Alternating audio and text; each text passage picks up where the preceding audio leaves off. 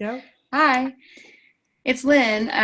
This is Tanya. When everybody meet Tanya, we have been offline for quite a while. We were fighting dark and made a lot of transition, and we went kind of underground with our close Facebook group, which we've expanded quite a bit. We've got two groups going, but we wanted to say hi, and we've got a lot of things we want to share. So here we are. As you know, I always work tandem. Tanya has been immensely helpful. I work very closely with her. I respect her discernment. I think it's really important when you're going through this journey and when you're sharing things with others to make sure that you always validate everything you do and always have a backup. And so we work really, really closely together. We keep each other in check. We validate everything we do. And so I just think that's a good practice. We want to share that with you guys.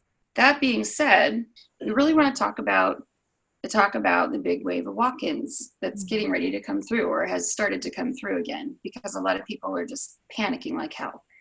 And what we want you to know about this is a few things. We really are very close to this topic. Both of us, both Tanya and I, have experience firsthand with this topic. And so we want to share our experience. Okay, one thing to keep in mind is that this is not a panic button. Anytime this topic comes up, people get really freaked out. It's something to freak out about. We look at this as this is kind of a wake-up call to get you guys to kind of take a pulse on where you're at in your journey. It's not fear-mongering. It's not a panic button. It basically is saying, look, we are in a stage in this journey where we all really need to be doing our spiritual work and being committed and serious about it. And there are certain things that might take place to make sure that everybody's in the path that they're supposed to be in. And the walk-ins is one of them. It sounds scary. We're going to go through all of the points with you so you guys kind of understand. But it's just basically a gauge for you guys to go, okay, where am I at? And then what's missing? What do I need to be doing? And what am I going to do about it? Okay, the first thing we're going to talk about is, are they real? We're going to talk about what are walk-ins anyway? Why does this happen? How do you know that you need to even be concerned about this? What not to do if you're concerned about your path heading in that direction, and then what you need to be doing. What are the most important things? And really these are all just things that flow through the journey anyway. These are things that you already should be doing and should not be doing. This really just amplifies everything. So we want to share these with you because we think this is important. Tanya, you have anything to add? Yeah, it's just basically a lot of people hear that word walk in and it freaks them out. Anybody who especially knows what they are, it completely throws a kink in the chain, and then they're like, oh my goodness. But the whole thing is the kind of the reason that we're putting this out here is because we want you to know it's not inevitable. It's not something that's, something major league to panic about. We just want you to be vigilant in the things that you're supposed to be doing throughout the journey. Absolutely. So are they real? Okay. First thing I want to talk about along this topic is discernment. There are people out there are mentors out there, there are people in this community that are saying walk-ins are bullshit. Anytime you hear that, I want you to hear how they're wording it, because anybody that's saying walk-ins are bullshit, this does not happen, I want you to keep this in mind. If they haven't experienced it themselves, a lot of people will say that it doesn't exist, because if it doesn't exist to them, then they think it doesn't exist at all, right? And I think that's really scary because it misleads people. Just because they haven't experienced something or they don't have any first knowledge of it themselves does not mean this does not exist. And so I really expect somebody in this position to be wording this or presenting this as, I'm not really sure, or, use your own judgment on this, whatever resonates with you. And I hate the word resonate, I'm sick of it. But I really want you to be careful about that, because I know that if somebody asks me something about like, what ray am I from and this kind of stuff, I mean, there's a lot of things that I don't do. There's a lot of things that I do. But if I don't know it, I say that's not my area. I don't know. I really need you to get your discernment somewhere else for that. And I really expect that the people that don't have any really close ties to this subject, I'm really hoping that they'll do the same. So that I feel like a lot of people are being misled. I really want you to do your research and listen to people. Whether or not you listen to what we have to say, it's fine. We're just throwing that out there. If it sits with you, it does. If it doesn't, it doesn't. I'm not saying that we're 100% right. I'm saying that this is our experience with it. This is everything that we've researched, everything we've validated. This is what we're sharing based on the experiences that we've had ourselves and the people we've worked with. So I can tell you with 100% certainty that this is a real thing. Okay. This happened to me. My twin journey, I have such a difficult twin journey because there's so many factors in mine that are just so off the charts, weird, complicated, weird situations, difficult. All of them are difficult, right? But it really depends on what you're made of and kind of how you view your journey and what kind of strength you carry into it, what kind of commitment, what kind of devotion. At one point, my twin was, and I'm really doing everything I can to respect his privacy because it's really, this is my journey too, so I'm going to share it. But what happened on his ends is really his business, so I'm going to keep it that way. We were put in a position where they were trying to bring a walk-in in for him. And what I did was I fought like hell for that shit. I fought tooth and nail. I threw the biggest hissy fit on the planet. I said, there's no way in hell this is going to go down. I don't approve of it. I threw a fit and it didn't happen. But I went through all of the symptoms. I went through all of the things that we're sharing here. I've been through all of this, so I know it firsthand. I've also experienced it on very different, complex, very different situations for some of the twins that I've worked with. And so I can tell you that it's real. And we're going to talk now about what is it? It's basically an agreement between the divine and also the vessel that it's going to accompany, that it is going to transfer. And basically the twin soul and the twin energy is moved out of one vessel if it's not functioning the way that it needs to, and it will be moved into and transferred into a vessel, braided in. It's a long story, but it'll be moved to a vessel where it can walk the walk and talk the talk and get done what it needs to be, what it came here for. So what I want to talk about is why this happens. Number one, there are so many reasons why twins fail to come together. We are all supposed to be coming together right now. It's critical. We are in the stage where twins need to come together. We are immensely powerful when we're together, physically, not just spiritually, but physically as well. It's not happening for a good percentage of the twin community. So one of the main reasons that, and I know you guys hate it when I talk about this, but I'm really passionate about it for lots of reasons. One of the main reasons that twins end up moving around in circles and not even progressing in their journey is dark influence. Let's talk about that. For those of you who don't agree that dark influence exists, I bet you believe in light and I bet you believe in angels. So if you don't believe in dark, you're kidding yourself. And if that's the way you want to live and you want to twist around in circles, that's on you. You're free to do that.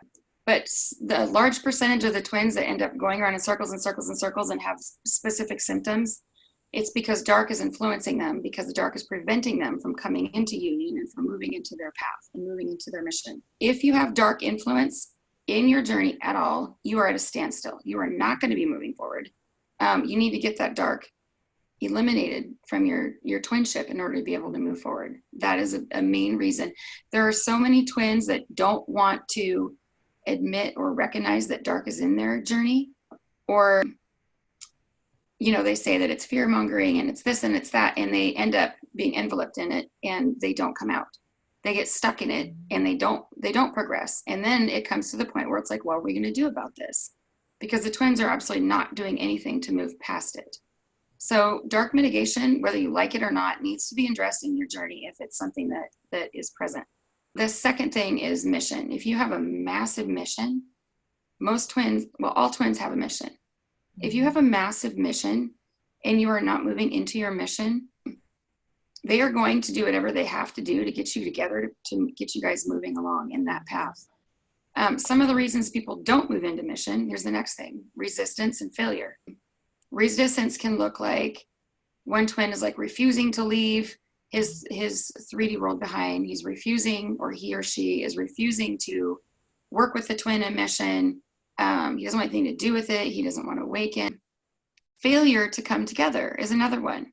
There are so many twins that we harp on in our Facebook groups. We absolutely harp on coming from a place of complete unconditional love, faith, and trust towards your twin, no matter what, to keep your vibe up and to keep that progress moving along, to be able to support them and move through your mission. There's a lot of whining. There's a lot of complaining. I hear it all through the collective. And if you work with us, we don't put up with it because we know that it stalls your journey. And so for those that are habitual whiners, complainers, they just want to get readings all the time and then sit there and dream about their Prince Charming showing up kind of shit. That's not going to help you progress into your mission or into your union or into your spiritual path. You are gonna stall. So many twins that are in this position are blaming their DMs or they're blaming their counterparts for not coming to them when they're really not leading them to come to them so that they can receive anyway. So in that situation, that could be a walk-in because they just don't see anything changing fast enough. I was told by several people that don't have any connection to each other that the reason that my walk-in was even an option was because my journey was going to be so fucking difficult that they said, we don't know if you're going to be able to get through it, and we want to know what you're made of. Like, how committed are you to this? And so what this was a test for me. And it wasn't just a test from the divine side. It was also a test from dark. It was brutal. It was like, well, we're going to try this. We're going to try this. They gave me every reason under the sun why this should happen. And I had to knock down every objection like I was in the courtroom. And I did, because I was like, I will burn down every square inch of this earth before I will allow you to take my twin and put it into a vessel, period. That's just how I am. And I stand by that. And it has been difficult, but so many people are being tested where they're thrown in a similar energy, or they're thrown in a soulmate, and they want to see how quickly you can be thrown off path. Right. So I've actually been through that myself. I've had someone with a very similar energy, very attracted, and instead of me going into it, it scared me. I wasn't even, it was like the initial attraction scared the crap out of me, because I'm like, no, this can't happen.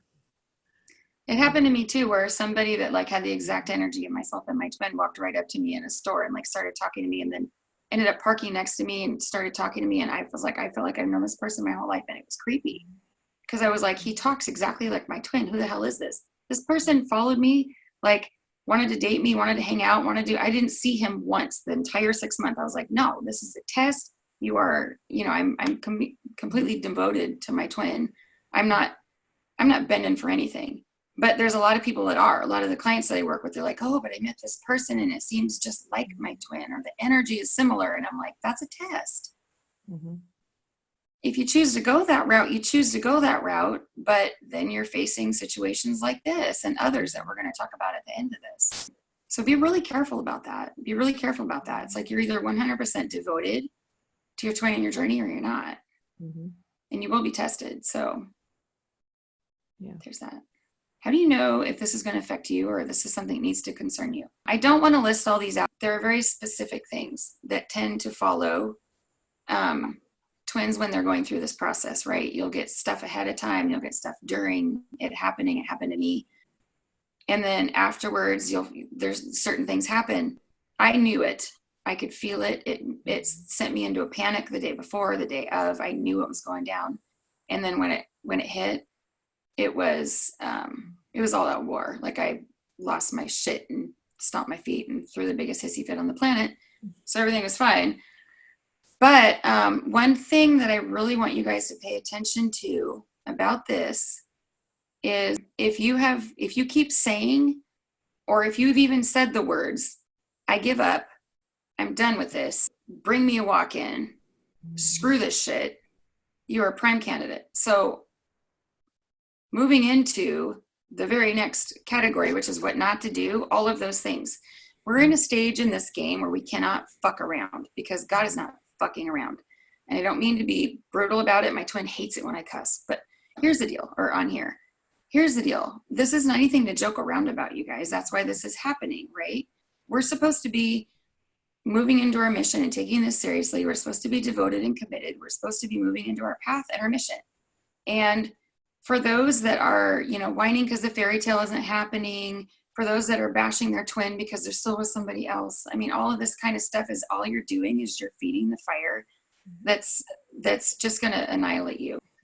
So I've actually seen people lose their twinship over demanding, whining, and then saying, F this shit, I'm done. Boom, ripped. So, and we're hearing it that they're really, they're at the point when we work with the divine on this stuff, when we go on to the soul level, we're at the point where they don't have any patience left for this shit. They're like, really, get it together. Why are you whining? Why are you complaining? And by the way, if you were moving into unconditional love and mastering everything you were supposed to master and completely devoted in your journey, you wouldn't be having these problems. So I don't mean to be a hard ass about it, but it's true. Do not give up on your twin. Do not say, I'm done with him or her. Do not say, F the shit, it's too much, unless you absolutely mean it. Also, retaliation on a karmic. Mm-hmm. You don't want that. That's brutal. In fact, I have actually been approached with that, and I turned it down because it's not anything I want a part of. Because we're supposed to hit everybody with unconditional love, not just our twins. Also, I have actually seen an instance where a DM was pulled because his divine feminine left him in a karmic situation that was dark. And you don't want to do that either. So definitely be vigilant and watch what you say. Because even if you're bashing your DM, you think you can't pay attention, he's not paying attention, he's not hearing, he's not feeling. Oh, trust me, they know a heck of a lot more than what they tell you. They're hearing probably every word you say throughout the day. That moves us right into what to do, because I love the positive side of this, you guys. We're not trying to like bash on you, but it's just really, really, really, this is a really important thing. And you guys all like are, devoted in your journey. So let's do it. If you're going to do it, do it. This journey is about mastery and devotion, right?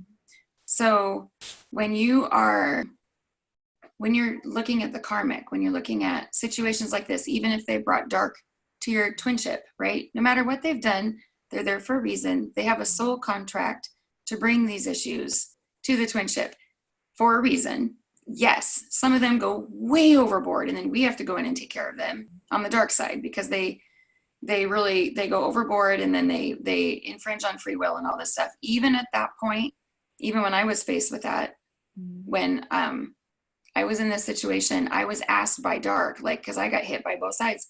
Dark said, oh, well, then we're just going to take the karmic. How's that? And I said, you're not touching her either. You want her, you got to go through God. Like, you don't get anybody. You're done. You don't get to have anything having to do with this.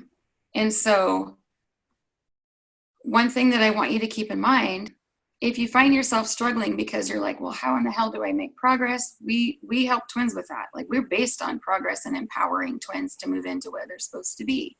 So if you need any help, reach out. We do have Facebook groups. All 3 of them are closed so that nobody knows you're in there. You can't, none of your stuff is communicated or shared with your general feed, but that's what we focus on. We don't focus on, hey, we're going to read for you and pat you on the back and blow smoke up your ass and tell you you're doing a great job all the time.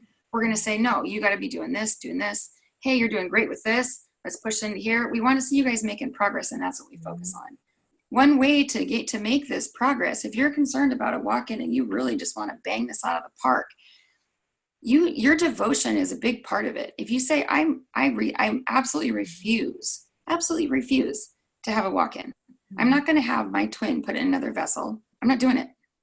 I get to choose. I signed up for this. And if there's something that I'm doing or he's doing that is delaying us, or we're missing, or we need to be doing better, or what do we have to do in order to get this right, then please bring on the guidance, because they're supposed to be guiding you. Ask for all the guidance you can get. I need you to guide me, and I need you to show me what I'm missing. I need you to show me what I need to be doing. I need you to show my twin.